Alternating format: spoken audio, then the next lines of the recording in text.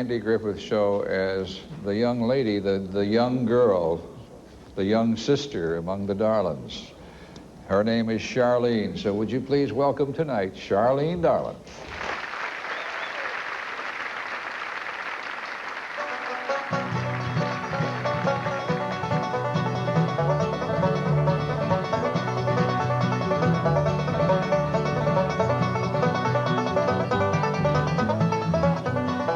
There is a time for love and laughter, but days are young, the path is old, the winter winds will follow after, and there is love and love is warm. There is a time for us to wonder, when time is young and so are we. The woods are greener over yonder, the path is new, the world is free. There is a time when leaves are falling, the winter winds that they are old, the woods are greener over yonder, but there is love and love is warm. There is a time for us to wonder, when time is young and so are we. The woods are greener over yonder, the path is new, the world is free.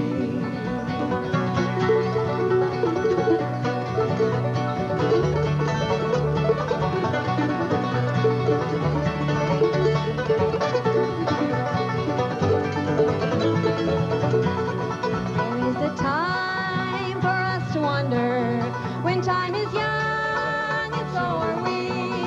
The woods are greener over yonder, the path is new, the road is free. The path is new, the world is free.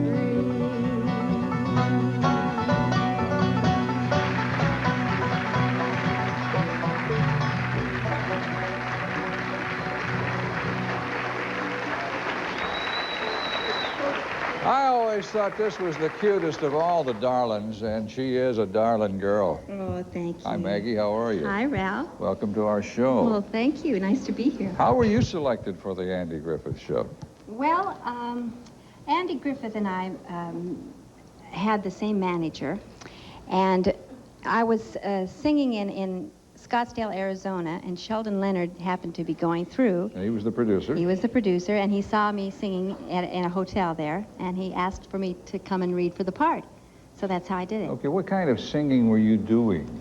Well, actually, I sang sort of Dixieland with a group, so a Dixieland more flavor. Yeah.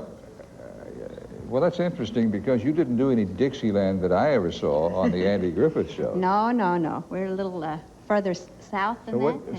So he gave you the part, and what did he say to you when you came to the show? Did he tell you how you should play the character? Well, no, he didn't do that. It just sort of evolved. Of course, they had it in mind that she was, in love with him and that sort of things, but that sort of evolved. How did the Dillards get involved in this show? Well, the Dillards left Missouri back in 1962 and hit Hollywood, and a record company out there signed us to a record deal, and they put a blurb in the Variety magazine about the Dillards signing a record deal. The Andy Griffith people saw that, asked us to come down to audition for the show, and after that, we got it. Just like that? Just like that. It was like within 2 weeks. We thought everybody did that. You just went to Hollywood, and 2 weeks later, you're on the TV. Were there a lot of bands auditioning for this spot? Not that I know of. There wasn't a whole lot of bluegrass on the West Coast at that point in time. Well, now, was the show already in production when they added the Darlings? That's right. They wanted a rangy, mountain-looking group, so we just happened to fit what they needed. I don't know why. What was the story about the wedding, the mountain wedding? Oh, the mountain wedding. Well, there was one point in the show where all the Darlings were up in the cabin when Ernest T. was up trying to get Charlene. And we were all snoring in the cabin, right? And Andy and Barney were trying to sleep. And the director got so cracked up that we had to shut down production for about an hour before we get started again. Andy and everybody cracked up. I never saw anything like that. His was like that all the time. His brother, I know, had to sleep in the same room with him for 20 years. All right. Now, who were your boyfriends in this? Well, I was married to Dud Wash. Of course, everybody was in love with Charlene. Yeah. I mean, let's face it. You got it, you got it. I know Ernest T. Bass used to throw rocks at everybody, and he fell in love with you. Well, everyone did. But who Ralph, who did you reject Ernest T. Bass for? Well, I always loved Andy, and then and Dud Wash was my husband. Okay. So.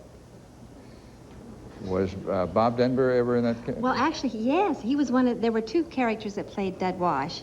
One was Hoke Howell, and then also Bob Denver played the part. See, I don't remember seeing Bob Denver in this. Somebody told me this. Yes, he was. He was in that one in the cabin where everyone was snoring.